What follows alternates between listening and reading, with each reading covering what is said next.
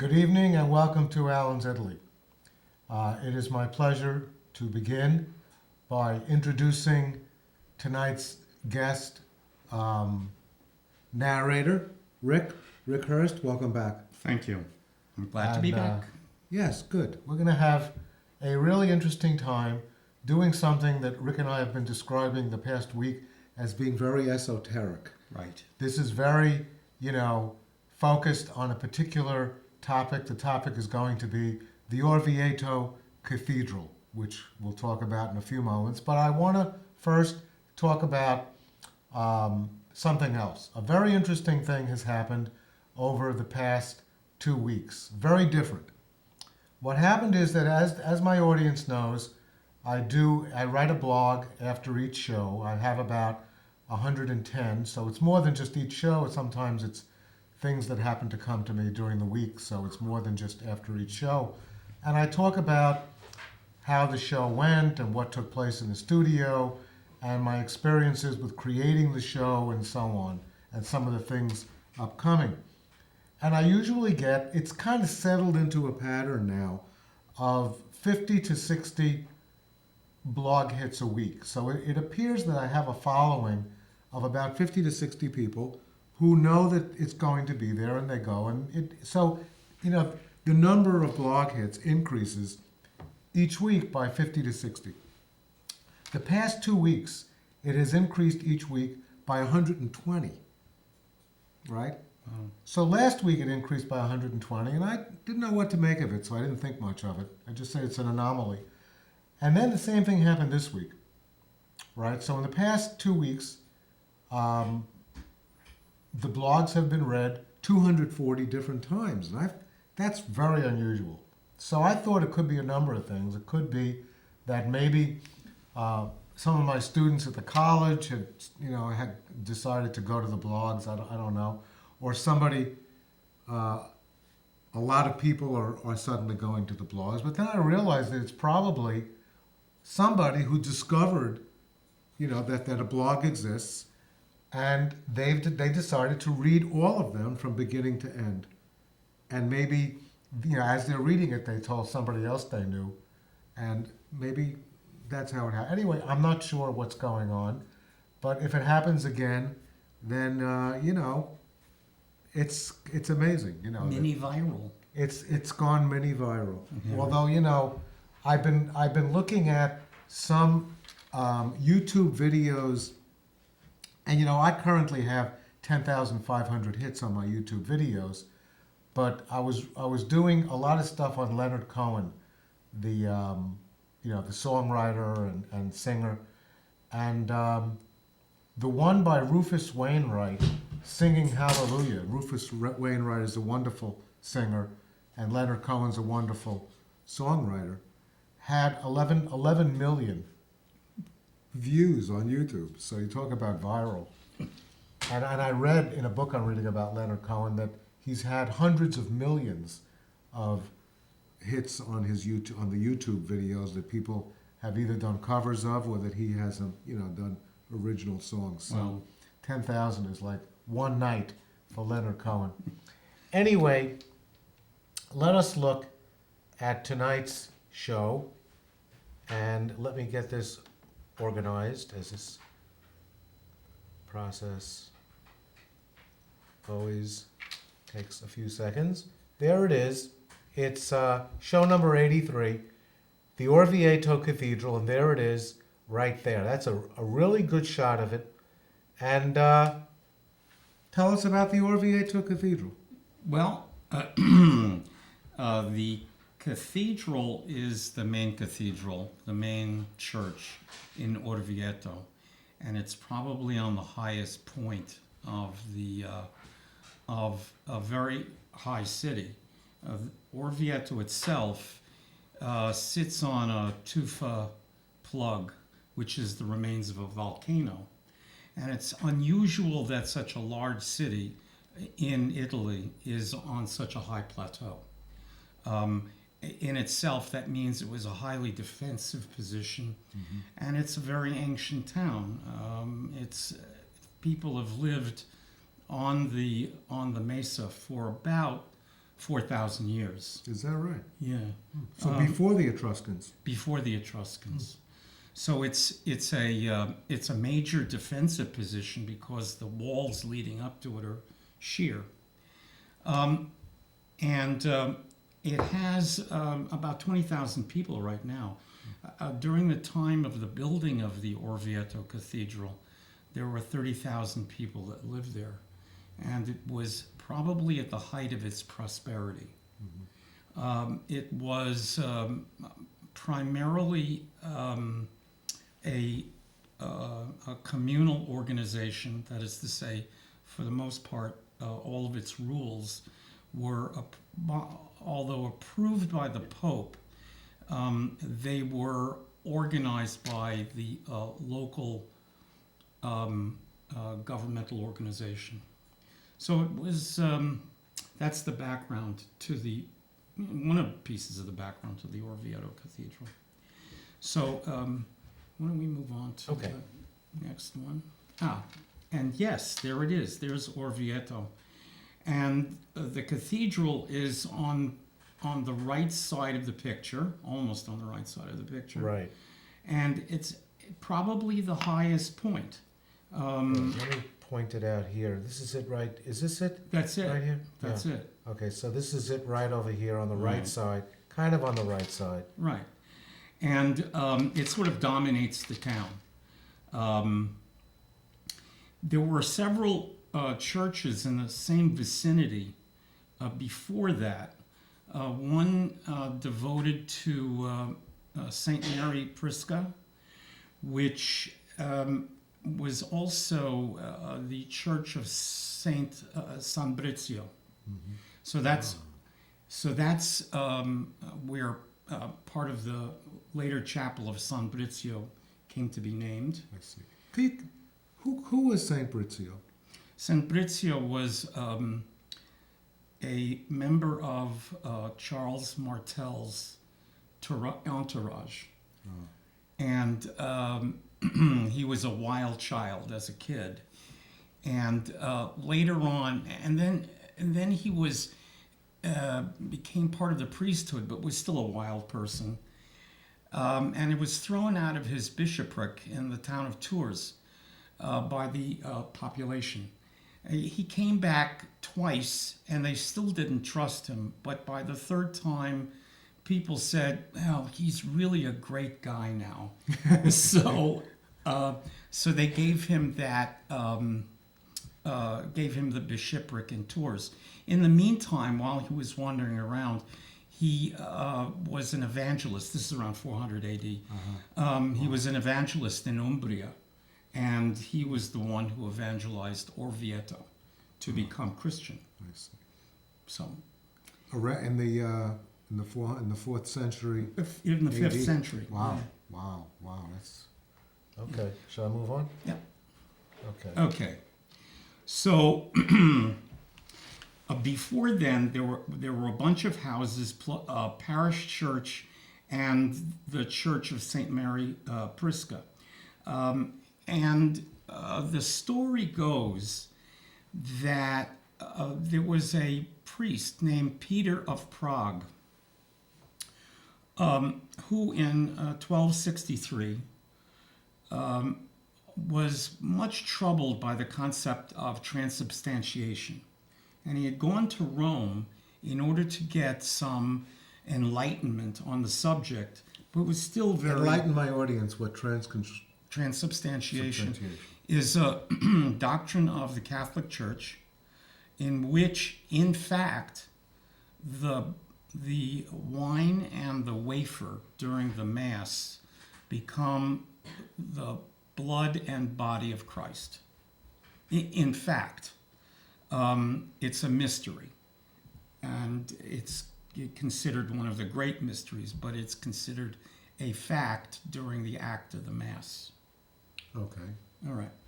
So this Peter of Prague became very concerned about this. And on his way back to Prague, he stopped off in Bolsena at the Church of Santa Cristina. And in the altar in the crypt, he was saying Mass. And as he held up the host, that is to say the wafer, it began to bleed. And it fell on the caporal, which is a napkin which holds the chalice, and the ciborium, which holds the host. And it supposedly bled a lot, and he was now much relieved to now believe that, in fact, transubstantiation was real. In any case, it is said that Urban IV, who at the time, the Pope, was living in Orvieto, and he heard about this, and he ordered the corporal to be brought to him. Well, that was in 1263, and what happens to the corporal between that and 1290 is unsure, but it's somewhere in Orvieto, probably in the papal palace in Orvieto. Now, Orvieto was one of the residences for 5 of the popes. Sometimes they lived in Viterbo, but starting with Urban IV, going on to Nicholas V, there were 5 popes who lived there a good chunk of the time. Why did they choose that place? Well, first of all, Rome was a backwater. Second of all, it was filled with intrigues. And thirdly of all, during the summer, it had malaria. Right, and it was very hot. And it was very hot. So they would transfer very frequently. The first thing that was built was the papal palace. And this is even before the church.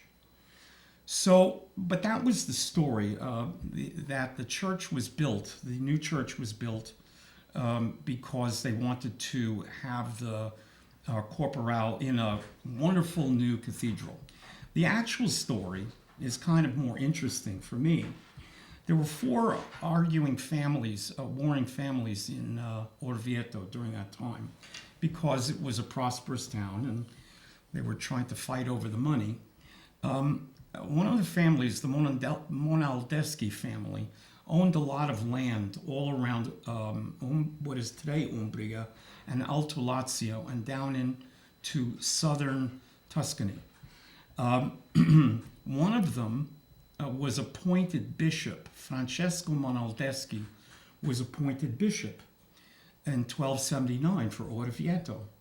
And he had plans to make Orvieto into a magnificent place because his family lived there. And he wanted to make sure that his family was the one that got all of the credit for the good things that were happening in Orvieto. So he proposed that a church be built in the space of the old church and the houses that were there and so forth. The Opera del Duomo, that is to say the rich people who were going to sponsor this, had more votes than he did. And they wanted a very conservative church. He himself, Francesco, wanted to have a new Gothic church, the newest, latest thing in central Italy. And why? Well, because the church in Siena had begun in 1287. And it was this magnificent thing designed by Giovanni Pisano, one of the great Pisano architects and sculptors. So Monaldeschi fought for this. Eventually, he lost on what the church was going to look like. It was now going to be a Romanesque church. So the first stone was laid on the last pier in 1290 by the then resident pope in Orvieto, Nicholas IV. And that's when it began. Theoretically, Monaldeschi had invited Arnolfo da Cambio, the architect of the new cathedral in Florence, to come to Orvieto and design at least the facade. And he did. He designed a Romanesque facade, not the current facade that you see. Oh, okay. And perhaps laid out the initial floor plan. Subsequently, Francesco Monaldeschi was made the Bishop of Florence in 1295, and the next year he had the Church of Santa Reparata demolished, and Arnolfo de Cambio creating the new Church of Santa Maria del Fiore. Right. So he was the one who actually was the motive behind the two cathedrals. And so that's how... They're not similar, though. No, they're not. And there are several reasons. One, Francesco was not there, and initially it was a Romanesque style church, which meant it had only one gable. And here you can see there are three gables, a central tall one and two side gables.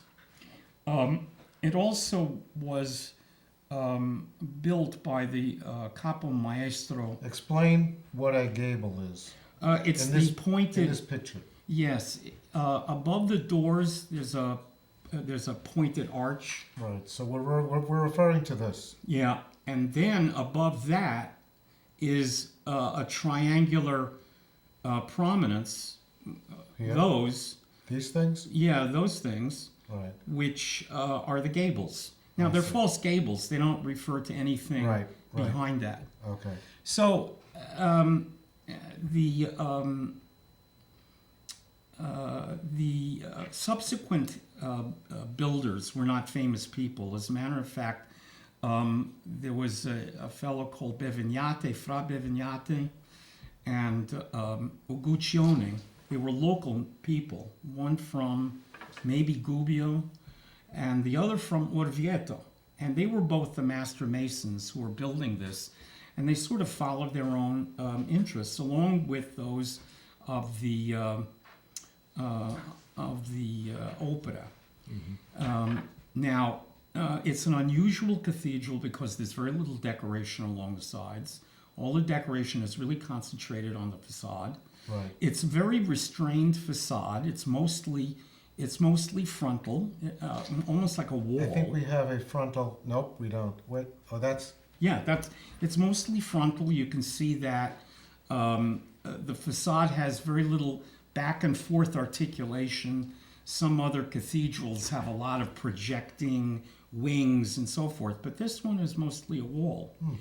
And so gradually over time, especially by Master Guccione, the cathedral gradually took on the appearance of a Gothic cathedral, because that was the new style at the time.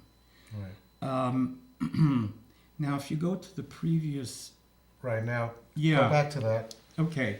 The side chapels are totally unusual. Over They're here. hardly adorned. Over here. Right? Right. And 5 side mostly chapels. they're semicircular, which is practically unheard of in Italy. Most of them are rectangular. Now, are there 5 on each side? 5 one on here each and side. one on the other At side? one time there were 6. And it's taken up by the transept, which is that part over there. Over here. Right.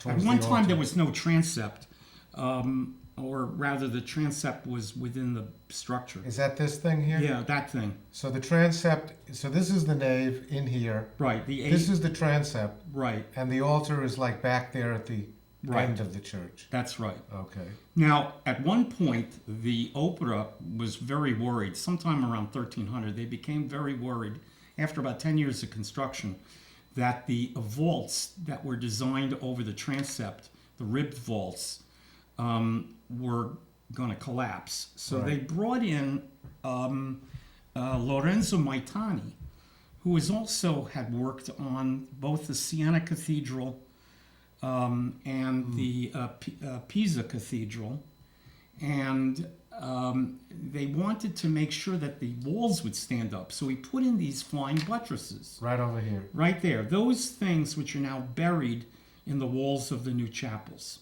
Right. Okay, so that and its lower little curved thing over there. Over here. Yeah, those were the things that were supposed to anchor the walls. But They were not put in the right place. okay.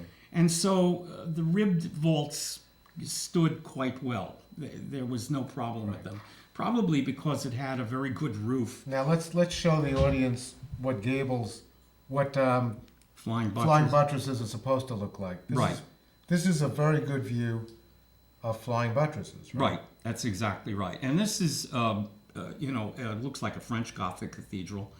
And as you can see, on one side, you have these, on either side, you have these heavy pinnacles.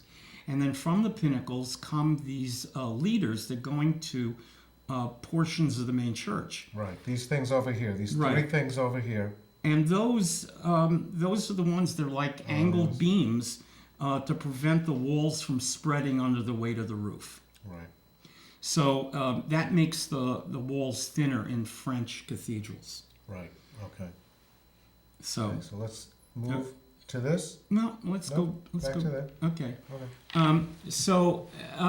Here you have this wonderful church, and it has so many things that were designed by master Renaissance or pre-Renaissance artists. Maitani did the 4 bronze statues above the pilasters. That's What are we talking about? those things right there, Where? right above the piers, right. Nope, right there. Oh, Okay, those statues. Are right yeah, here. those I statues, see. bronze statues. So of the there's 4 one evangelists. here, One there, one there, and one out on of the other. picture. Okay, Right. right. Okay, and he also did something that was entirely unique to Gothic architecture of the time.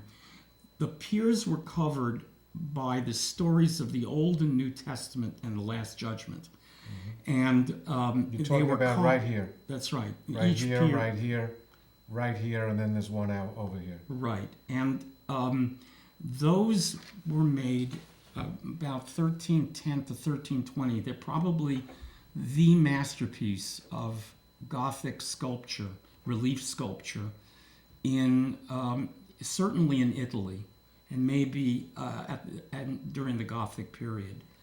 Additionally, the mosaics in all the gables and the spandrels were from 1310 to 1320. Only one of the original one remains. It's on the extreme right-hand side, at the lower portion. What are we talking about here? Take the pointer. Oh, Right okay. there. Right there. Okay. So in here, these things? Well, actually, the only original one is that. This is the only original. one. Okay. Okay. The rest were replaced over the years.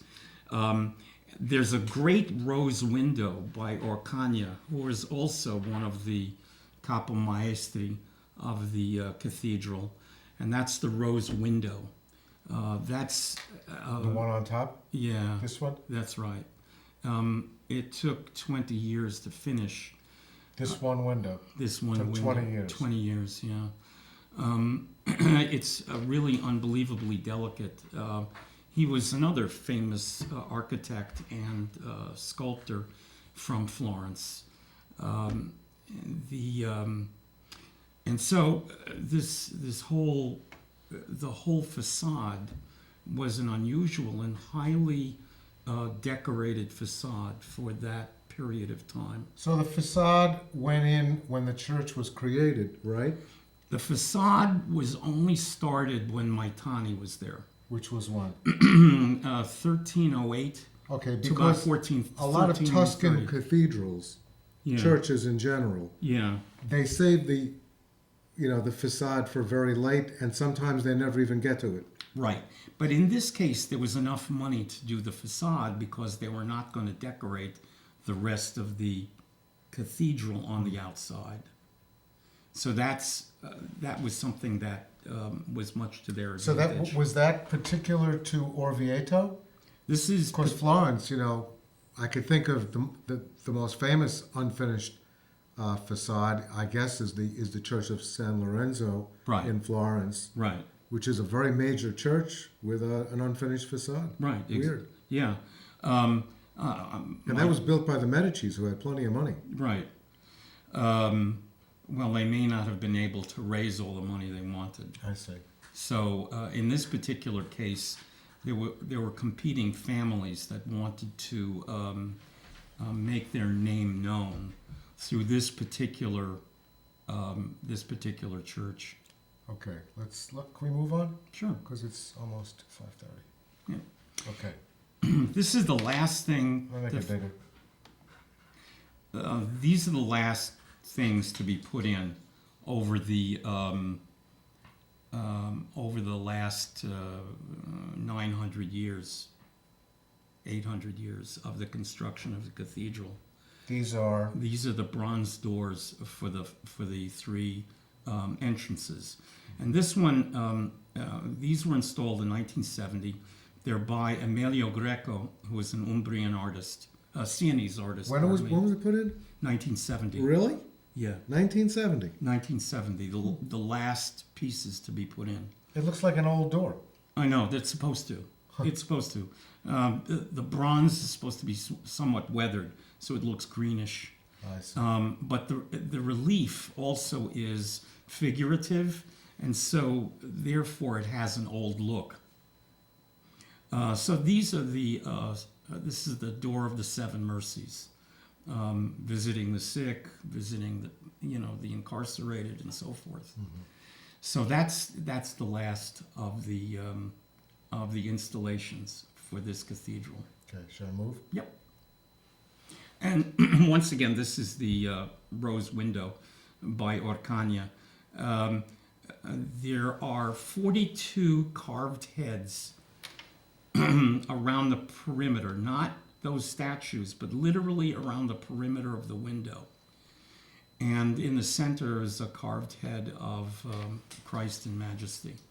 It's a gorgeous window. It's a gorgeous window. It's delicate, incredibly delicate, and beautifully adorned with stained glass. So it took a long time to actually construct this because you had to use a lot of wood for centering. I see. It's a magnificent window. Yeah. I'm not sure why it took 20 years, but it looks like Well, each individual you got to piece. take a long time with this thing. Yeah, each individual piece. Plus, it had to be supported. Each time you put something in, the perimeter had to be supported. Mm-hmm. So you had to put in more scaffolding each time. I see. Beautiful. Okay. And this is just a view from the left-hand side of the reliefs by Maitani, and probably done by 3 or 4 workshops and many, many sculptors. So we're talking about these now. Yeah, those. Oh, there's one here, Right. and one on each side out of the picture. Right, and the first pier are sculptures of Genesis, the origin of the world, the origin of man. It's for illiterate people. This is like their own little Bible. Uh-huh. So that was really terrific. So people would come to the cathedral and they could see the whole story without having to read it. Right. They could just see what happened. That's right. Very interesting. Right. The second pillar is about the prophecies of the Redeemer, of Christ's coming. And those stories are also taken from the Bible. So it's just a continuation of the Old Testament. Right. Okay, I think we have the other side. And then the other side are continuing on with the New Testament on the third pier. And in the fourth pier is the Last Judgment. This is the third, that's the fourth. And the fourth pier is the Last Judgment, and visions of heaven and hell. And hell looks really horrifying. I would imagine. Right. By the way, adjacent to that is the Papal Palace. I was just about to say, could you point out, the other building here? Right. That's the paper. That was built first. That was built or begun first. The lower register was the one that was first begun. The second portion of it was done under the popes that were then living in Orvieto. And the third part, that third story, was actually put in the latter part of the 19th century. So the story below, the first story, is where the Museum of Melio Greco is. It's a very interesting piece of modern figurative art. The second story and the third story contain the Diocesan Museum, which holds all sorts of wonderful, precious things from the early part of the church, one of which is a beautiful polyptych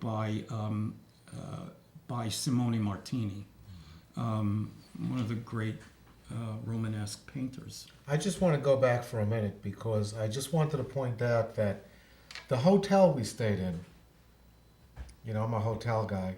If you go right over here and down these stairs right here, it leads you to a level below here where the Hotel Duomo is located. So that hotel, if you're planning on coming to the cathedral, spending time here, that's a great hotel because it's right over there. And there are like great restaurants close by, as we know. We know. Engaged in many of those Yeah. great restaurants. Okay, so let's. Okay, so that's more of a close-up of a Judgment Day and the consequences of it. And Even get closer here. Yep. Right, so that's a pretty good close-up. Yeah, Of that. and several of them show the redeemed going to heaven, the elect, and the last panel on the right, the lower right, is the damned. I see. And that's an extraordinarily famous panel because they believe Maitani himself did that one. So I think there's a picture of it coming up. Okay, there you go. There you go. So you can see this is an example of what will happen to you if you're a bad guy all your life. You'll be captured by the devils and tortured. So interestingly enough, this is reenacted on the inside chapel of San Brizio. So this is the relief, and then so we'll see it later also. right. I see. Okay. Alrighty. That's the interior. It's a beautiful interior. The round columns are specifically Umbrian, specifically Orvietan. The Tuscan columns, each one of those stripes is actually a separate material. The white is travertine, and the sort of greenish black is basalt. And it's something that's used often in Gothic or even Romanesque cathedrals in central Italy. It has a great effect, perspective effect. The roof, this wonderful wooden roof, had to be replaced finally in the late 19th century, but it stood there since 1300. Now we're looking now toward the apse. We're looking towards the apse. The apse. Where the main altar is located. That's right. So this is the nave we're looking at. So there's a transept, and then there's an apse, and then there's the high altar. Yeah, Maitani had redesigned the apse. Right after that, it was frescoed, and that center window was designed by Maitani to be in the French style. It's a quatrefour window with a lot of very beautiful stained glass. It's a beautiful church. Yeah. No two ways about it. In that the church during the Baroque period was really very highly decorated. It had statues in front of each column. This is the baptismal font. that was started in 1383 and then finally finished by 1402. It started off as the pedestal with this red marble font, and then a little model of a church pinnacle Yeah. is put there. So, and it's on these lions lying down, which is pretty typical for the period. It's a beautiful baptismal font. Yeah. Everything is. Okay, this is the chapel of the corporal, the napkin on which the host bled in 1263, and for the most part, it's put away in a reliquary, which is not shown, but in this case, it's actually up above the high altar. So it's right here, right? Right. This is where it is. Right. Huh. And on the altar itself is a small tabernacle made by Orcagna. Over here. Right. There are many local artists who did the fresco painting along the walls, and there's one painting that's by Lippo Memmi, which is a beautiful Romanesque style painting, and another one of these really great treasures that the place has. Mm-hmm. Yeah. So this was enclosed in 1337, after it turns out that Maitani's buttresses were useless. They just enclosed it so as to make a chapel for the caporal. Okay. This is one of the few remaining frescoes, because the cathedral was at one time covered with them. Each one of the chapels had its own series of frescoes. This one is by Gentili da Fabriano, and it's, as I say, it's the only remaining one, and it's the one that was on the bottom of several layers of frescoes that were removed in the 19th century. So when was this created? This was 1425. early 1400s, right? 1425. Okay. And that's some of the earlier ones, Yeah. even beforehand. So, as you can see, the frescoes covered the whole cathedral, so you didn't see the striped stonework. Right. And this obviously did not survive as well as the previous. No, it did not. Mm-hmm. This is has kind of an interesting history.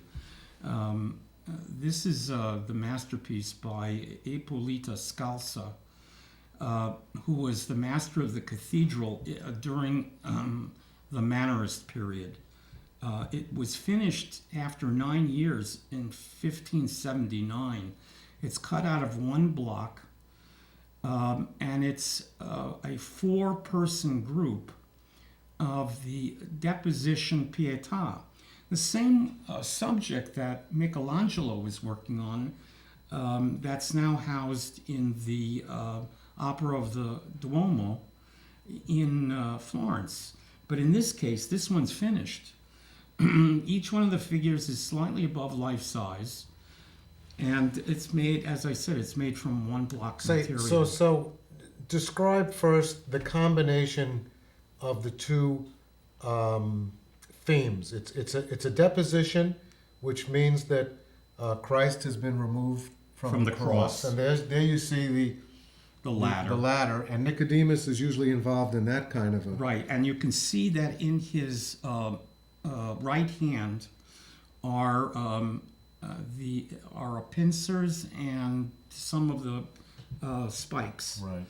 And in this case he's looking down at Christ. Okay, and then of course it's also a Pietà, which Right. means you have Mary with Jesus on her lap. Right. Now she's holding up her left hand In sorrow. in sorrow. Well, in sorrow and pain. Right. And of course, the fourth figure, which is unusual for Right, is Mary Magdalene. right, and that's the one. Mary Magdalene is right over here. Right. This is her right over here, and that's unusual for a Pietà. Well, I yes, think I've never seen one. that's true. This particular church is called Santa Maria Assunta, the church at Orvieto, the Assumption into heaven of Mary. Now, Mary Magdalene was the saint who was how should I say? She was the patron saint of some of the original builders, some of the original organizers of the church, the justices of the peace.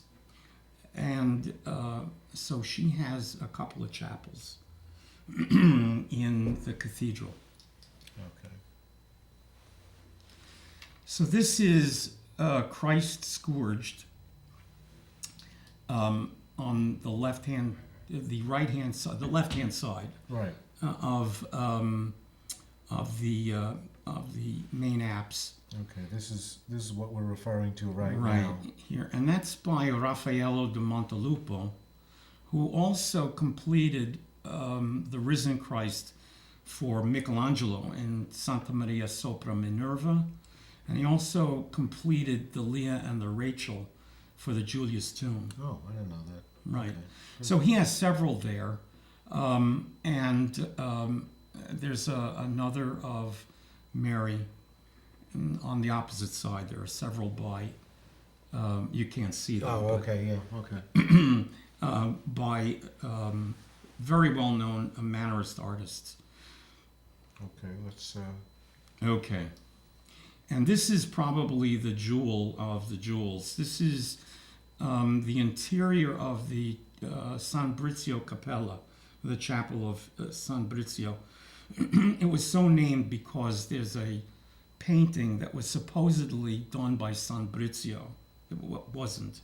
But it was taken from the previous church and put on the altar in this particular, in this chapel. The chapel was started in 1407. And this is the crowning.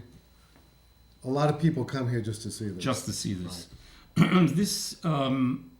This cathedral was started, or not cathedral, this chapel decoration was started by Fra Angelico in 1447, and then finished as a masterpiece by Luca Signorelli.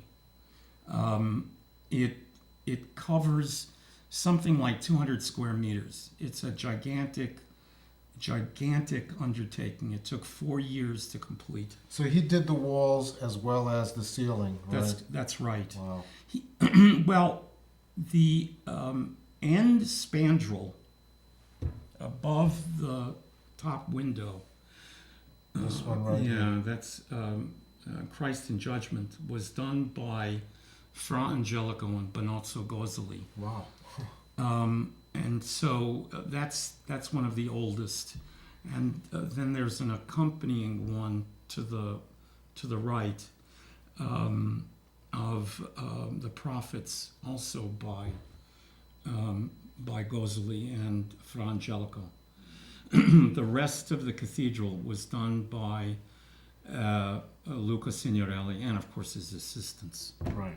Chapel. The Yeah, chapel. And yeah. people come here just for this. And, Just for this. This is, not only do ordinary people come here, but before Michelangelo began the Sistine Chapel, he came here to sketch many of the themes and the attitudes, the positions of the actors. And it is, as far as he was concerned, this was the greatest fresco ever done in Italy. Now, that's quite something coming from a person who did the Sistine Chapel. and he got some ideas, obviously, from Yes, that as well. that's why he was sketching it. Right. So he had made a trip specifically to Orvieto to do this. It's also implied that Raffaello did two of the sketches for two of the figures. This is like a who's who of the late 15th century. That's right. Wow, unbelievable. Right. Do we have any?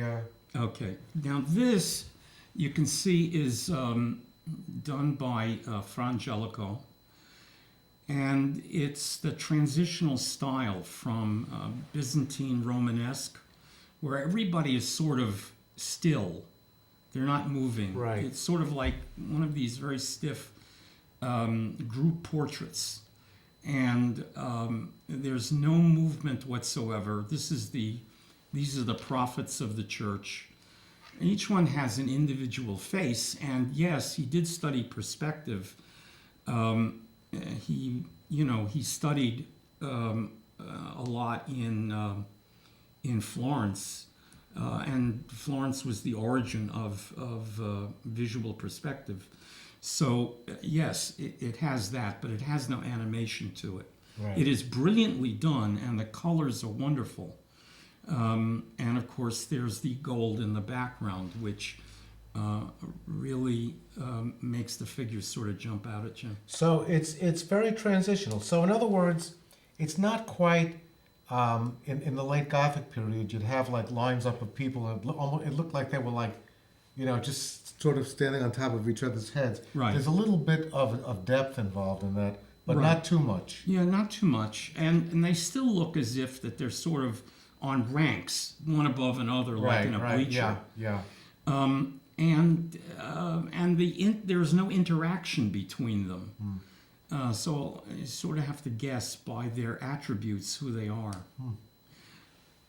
Shall we? Yeah. Okay. This is on the lower level, below the main wall decoration. This is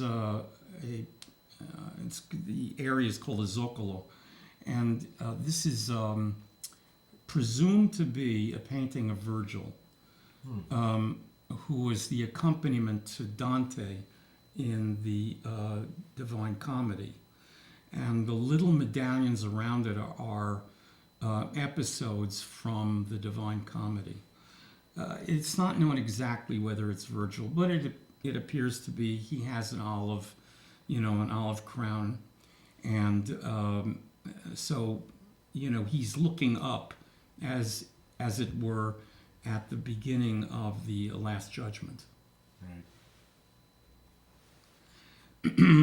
Now, this is kind of interesting. This is not by Luca Signorelli. This is by Antonio da Palaiuolo.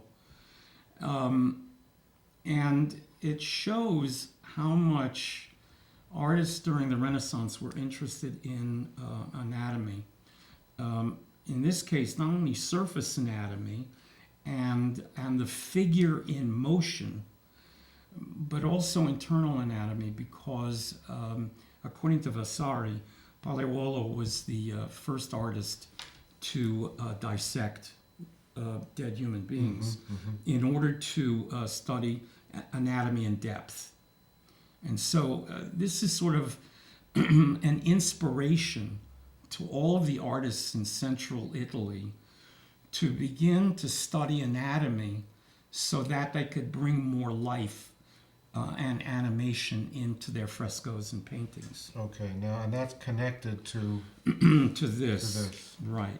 As you can see, this is one of the frescoes by Signorelli. It is the raising of the dead. You can see the over life-size angels at the top, trumpeting that the dead should now arise because it's the end of the world. The end of the world has passed. Now people can come out of their graves. This is highly unusual because it just shows people coming out of the ground. In general, most of these scenes were painted or engraved as people coming out of coffins.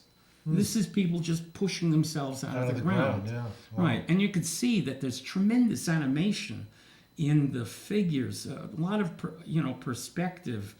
Well, first of all, because he was trained by Piero della Francesca, but also there's interaction between all of the people. And he was a great observer of surface anatomy. On the extreme right-hand side, you can see several skeletons. These skeletons are not anatomically correct. He did no interior anatomy. He was a great observer of surface anatomy and a great draftsman. So even without knowing anatomy in depth the way Leonardo and Michelangelo did, Yeah. you could still be a great artist of the nude. And this. This is the elect who are being called into heaven. And above you, you can see the orchestra of angels. There's one angel who's tuning his lira de braccio. Is that right? Yeah, it's the one in yellow. Yeah. She's That's sort of interesting. tuning the instrument. Yeah. And That's great. and this is an extraordinarily moving painting. There's nothing like it in central Italy. I can tell you, I've seen Signorelli's frescoes in Monte Oliveto Maggiore, and these are by far the most imaginative. They gave him practically free reign to do whatever he wanted. Now, your reference to Monte Oliveto, that's a monastery in central Tuscany. In central Tuscany, yes. He Further was than- asked much to further do north. the life of Saint Benedict up there. Okay, pretty amazing. Yeah. I think we. And just to point out, the two left-hand figures are portraits of Signorelli and Fra Angelico. Okay, those are the two guys in black, right? Yeah, the two On guys the left in side, black. extreme left side. Right. And this is supposed to be the scene that they're looking at is the scene of the Antichrist, who's the harbinger of the destruction of the world. So that's a self-portrait. Which one is which? The front one in front is a Signorelli, Right. and the one in back, I don't know how he knew what Fra That's what I Angelico was gonna looked like ask. That's what I because was that's gonna 2 generations before. Right. So that's we don't know where he got We that don't we from. don't know. But the one of Signorelli is obviously what he looked like. That's right. Interesting. Fascinating. And this is some more of the perspective that he achieved in the fresco, which shows people coming out of the frame. It was never done before. When you consider that this was in 1502, 1503, it's an extraordinary achievement for the time. So you can see why Michelangelo. of It course, definitely does not appear to be 15th century, and not even early 16th century. No. It seems very much beyond that. That's right. It is in a world by itself. That's why the chapel is so famous. Yeah. This is A truly lot of diversity too. a tremendous amount. Tremendous diversity. Tremendous amount. And the fact that these figures are spilling out into the open really made a huge impression on people who saw it back in the 16th century. That's an amazing one. And this is, of course, the famous picture of the damned tearing everyone to pieces who were sent down into hell. And the archangels, especially Archangel Michael, is above. And the supposedly the whore of Babylon is the one in the middle flying with the devil. Oh, I see. And all of the devils are almost exactly like Maitani's carvings on the piers in the facade. But in this case, it's just this gigantic profusion of people. And it's amazing that it was all done in just 20 or 30 days. Wow. Yeah. Unbelievable. And that's the show. And that's the show. Thank you. Wow. Thank you. That was like attending a lecture. I haven't attended a lecture in a long time, so thank you for doing that. Thank you. Very much. And thank you on behalf of the audience. The next show, which will be in 2 weeks, will be a show that I have been working on for about 6 months. And I'll tell that story next time we meet. I was a little reluctant to do this show, but I got together a lot of the pictures, nighttime pictures of Italy, nighttime and dusk pictures, evening pictures, and it presents an incredible view of Italy, you know, of what Italy looks like in the night, and I call it nighttime magic. Also, there'll be a little segment on that next show commemorating the second year anniversary of Alan's Italy TV show, so that'll be part of it as well. And for Rick, thank you very much, and for Rick and for me, I would like to say thank you very much for watching, and buonanotte e buona fortuna.